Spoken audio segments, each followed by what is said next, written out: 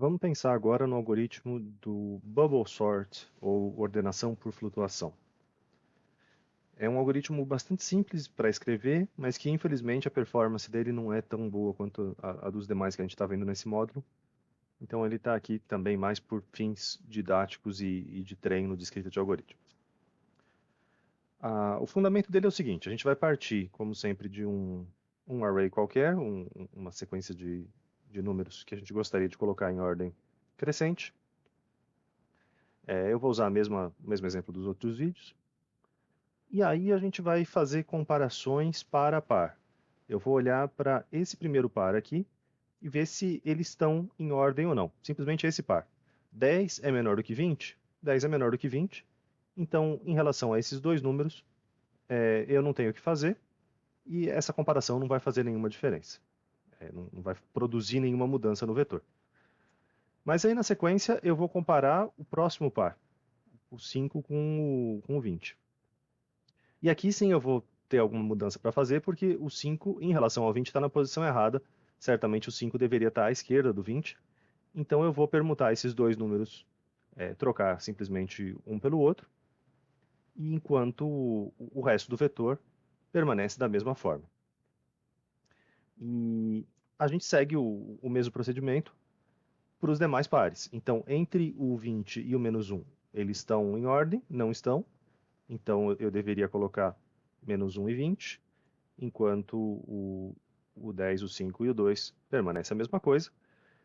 E aí, finalmente, a última comparação, entre o 2 e o 20, eles estão em ordem? Não estão. Então, o 2 deveria vir antes do 20, e o resto do vetor permanece o mesmo. Quando a gente olha o que está acontecendo, a gente vê que o número 20 é que está subindo entre aspas, né? Está indo para o final do nosso vetor. Daqui que vem essa inspiração do bubble sort, é como se fosse uma bolha subindo num líquido.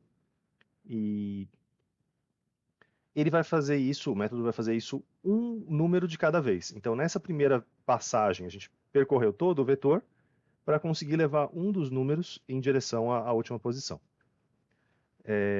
Isso tudo, então, foi simplesmente a primeira passagem.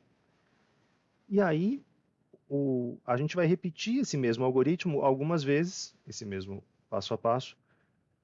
Vai acontecer algumas vezes, a gente vai fazer uma segunda passagem, e tantas passagens quanto forem necessárias, até que a gente consiga percorrer o vetor inteiro e não trocar mais ninguém. Então, a nossa segunda passagem vai começar com o 10, 5, menos 1, 2 e 20. E aí, o que a gente vai fazer? A mesma coisa, comparar o 10 com o 5, eles estão trocados, então aqui deveria ser 5, 10, menos 1, 2 e 20.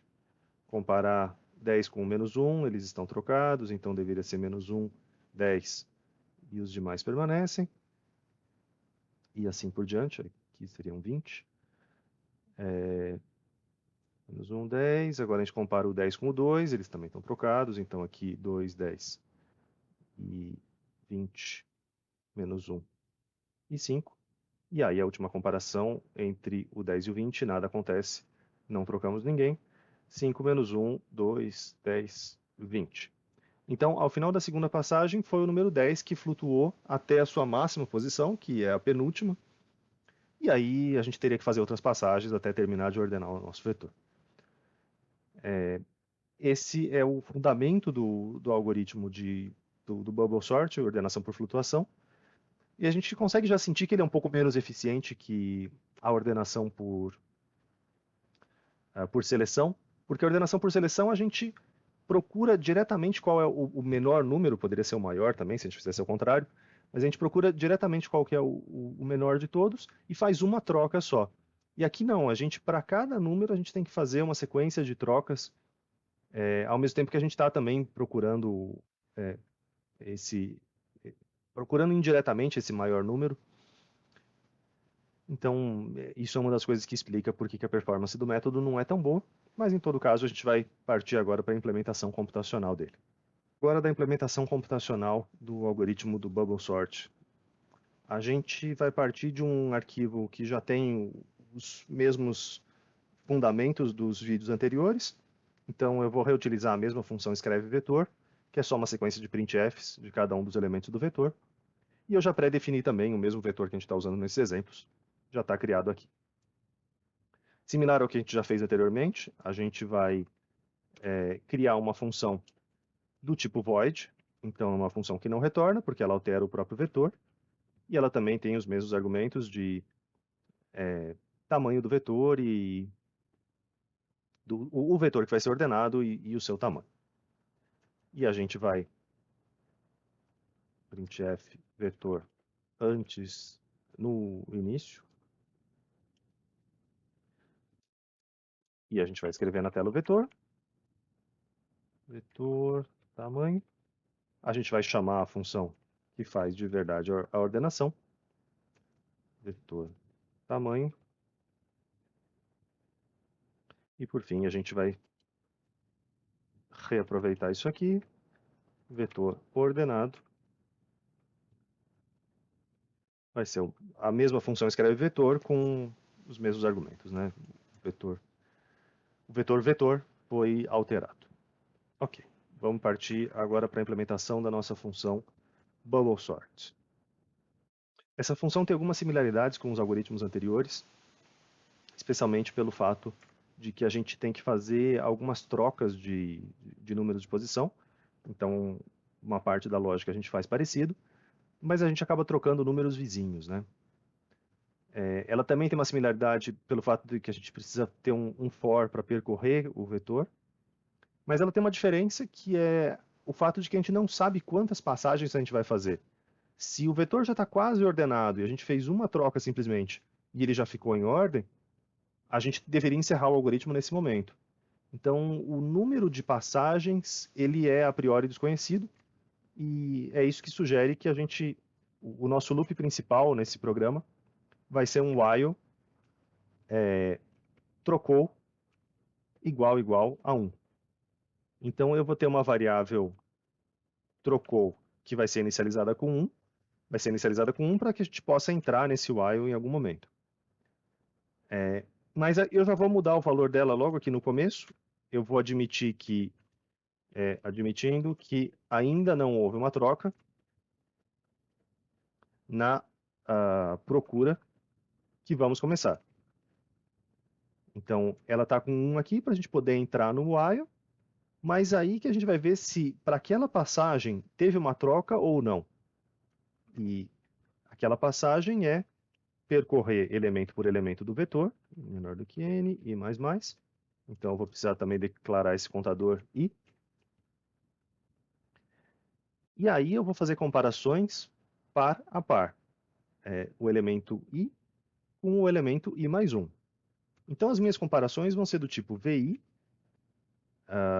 Se o vi for maior do que o vi mais 1, o número atual é maior do que o próximo, é que eu tenho que fazer alguma troca. Então, pelo fato de que eu estou acessando o VI mais 1, eu estou olhando para a próxima casinha, a gente consegue perceber que o nosso contador I, na verdade, ele não deveria ir até a última casa, até a casa N, porque aí não faria sentido a gente comparar um último número com alguma coisa fora do vetor. Então, esse for aqui é um pouco diferente do que a gente escreveu em outros momentos. A gente deveria parar em n-1, que na verdade o nosso maior valor de i que a gente vai chegar é o in-2, mas aí a gente vai ter n-2 mais 1, vai dar in-1, que é o índice da última casinha, né? Então, o nosso n aqui vale 5, n-1 é 4, porque temos 0, 1, 2, 3, 4. Sempre lembrando dessa complicação adicional de estar começando em 0. Mas é isso, é parar uma casinha antes do que seria o esperado, para a gente poder acessar a última casinha dessa forma, e mais 1. E aí, se eles estiverem de forma trocada, o que a gente vai fazer é usar uma variável auxiliar para a troca, para poder fazer a troca desses vetores. Essa variável aqui poderia ser de outro tipo, né? Se o meu vetor fosse um vetor de float ou de double, auxiliar troca também seria desse outro tipo, float ou double. Mas aqui são inteiros. Então, eu vou salvar na variável auxiliar o valor que está no VI. O VI recebe o vizinho da direita dele. e o vizinho da direita recebe o valor original. Essa aqui é simplesmente a troca.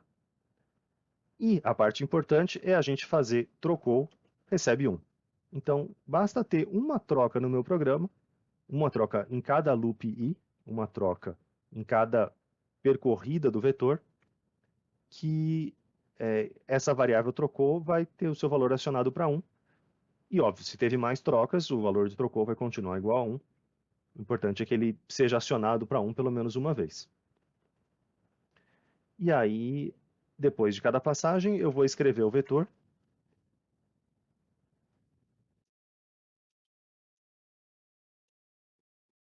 Eu vou escrever diferente, eu vou fazer para cada parzinho, independente dele estar trocado ou não. Então, do outro jeito, a gente só enxergaria essa última linha, né, essa última linha de cada um dos casos. Agora eu vou fazer de modo que a gente consiga reproduzir tudo que está aqui. Então, escreve vetor, vai estar aqui dentro do for, e vai ser repetido várias vezes. É isso.